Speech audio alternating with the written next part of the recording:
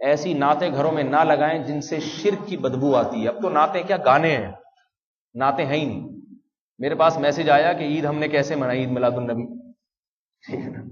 اس میں کسی نے بھیجا ہم صبح گئے, کپڑے بدلے, غسل کیا, تیار ہوئے, نماز پڑھی, پھر اویس قادری کے گانے سنے. اویس قادری نام ہے, کچھ اور نام ہے, بلکہ کچھ اور, ڈی جے اویس کے گانے سنے ہم نے. میں حیران یہ کیا کہہ رہے ہیں. میں نے کسی سے مطلب پوچھا, انہوں نے بتایا کہ وہ کوئی نعت خواں ہیں, تو وہ ان کا پتہ نہیں چلتا کہ یہ گا رہے ہیں یا پڑھ رہے ہیں.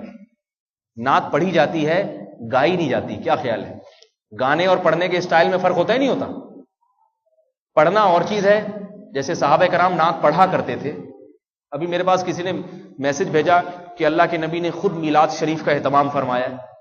کیسے جی؟ حضرت حسان ابن ثابت کو ممبر پہ کھڑا کیا اور فرمایا نعت پڑھو. تو یہ میلاد شریف ہو گئی. ٹھیک ہے, ممبر پہ کھڑے کر کے کسی کو نعت پڑھوانا جائز ہے.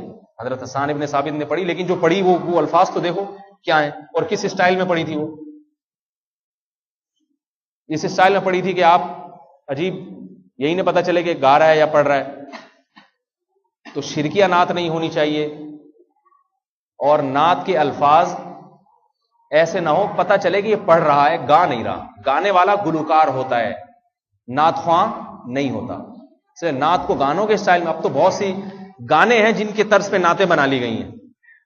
گانے ہیں جن کے طرز پہ نعتیں بنا لی گئی. یہ تو نعت کے ساتھ بدترین توہین ہے. محمد صلی اللہ علیہ وسلم کا نام لیا جا رہا ہے انڈین اور پاکستانی گانوں کے طرز میں.